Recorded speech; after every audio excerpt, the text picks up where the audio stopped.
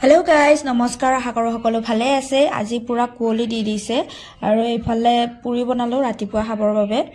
তাৰপাছত এয়া 12টামান বজাত দেউতা আৰু ভিনদেউ পিছফালে কাম কৰি আছিল, তো তাকে চাহ দি থৈ আহিলোঁ দুইজনকে। লগতে আমাৰ গুগুৰ কথা শুনিবচোন আপোনালোকে কি কথা পাতি আছে।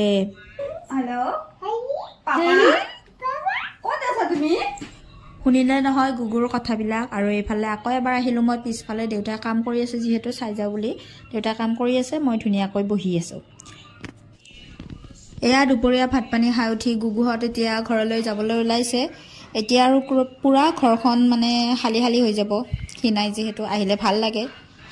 এতিয়া বনাবলৈ লৈছোঁ গধূলিৰ চাহকাপ, আৰু ধুনীয়াকৈ গোটেইকেইটা বোলো চাহ খাই লওঁ।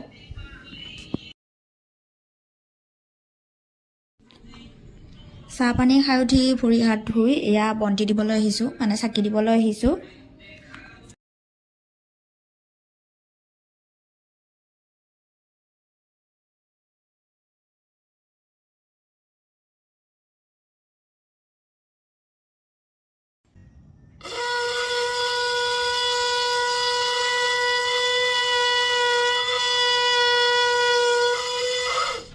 শংখ মই ভালদৰে বজাব নাজানো, শিকিহে আছোঁ, তো কোনেও যাতে বেয়াকৈ নকয়। তাৰপাছত এয়া গধূলি এপাক ফুৰিবলৈ আহিলোঁ।